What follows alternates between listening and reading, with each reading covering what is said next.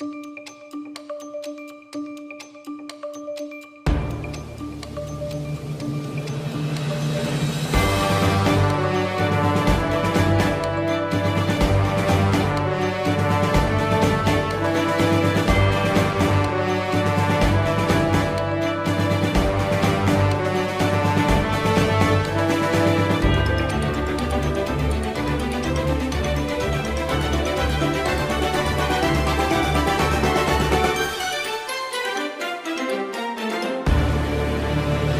ৰাতিপুৱা 5টামান বজাত আহিলোঁ।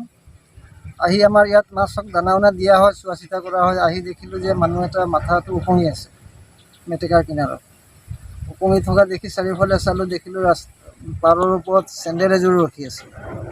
চেণ্ডেলযোৰ দেখিলোঁ, মানুহটো দেখিলোঁ, আকৌ আশে পাশে চালোঁ, কোনো মানুহ নেদেখি তাৰপিছত ৰাস্তাত দেখিলোঁ এখন চাইকেল আছে তলা মৰা।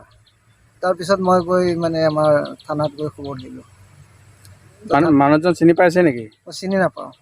এতিয়ালৈকে আৰক্ষীও জনাব পৰা নাই কোনো মানুহ? আৰক্ষী আহিলে, আহি আমাৰ স্থানীয় মানুহৰ সহযোগত উঠাই আনি তাৰ মুখখন তল হৈ আছিলে পানীত থাকোঁতে। তো দাঙি চালে যেতিয়া এইজনক আমাৰ ইয়াৰ মানুহে চিনি নাপায়, যিকেইজন আহিছিলে। কেইটামান বজাত দেখিছে? মই 5টামান বজাত দেখিলোঁ।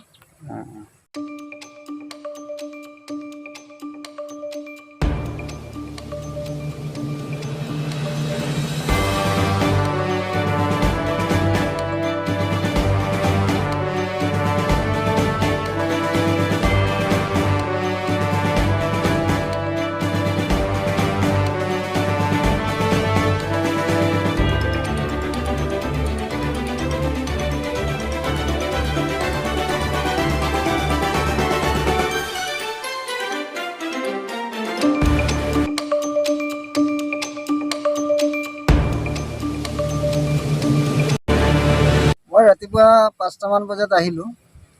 আহি আমাৰ ইয়াত মাছক দানা উনা দিয়া হয়, চোৱা চিতা কৰা হয়। আহি দেখিলোঁ যে মানুহ এটা মাথাটো উপঙি আছে মেটেকাৰ কিনাৰত। উপঙি থকা দেখি চাৰিওফালে চালোঁ, দেখিলোঁ পাৰৰ ওপৰত চেণ্ডেল এযোৰ ৰখি আছে।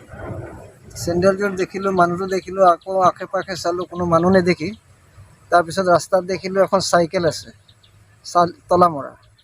তাৰপিছত মই গৈ আমাৰ থানাত গৈ খবৰ দিলোঁ। মানুহজন চিনি পাইছে নেকি? মই চিনি নাপাওঁ। এতিয়ালৈকে আৰক্ষীও জনাব পৰা নাই কোনো মানুহ? আৰক্ষী আহিলে, আহি আমাৰ স্থানীয় মানুহৰ সহযোগত উঠাই আনি তাৰ মুখখন তল হৈ আছিলে পানীত থাকোঁতে। তো দাঙি চালে যেতিয়া এইজনক আমাৰ ইয়াৰ মানুহে চিনি নাপায়, যিকেইজন আহিছিলে। কেইটামান বজাত দেখিছে? মই 5টামান বজাত দেখিলোঁ।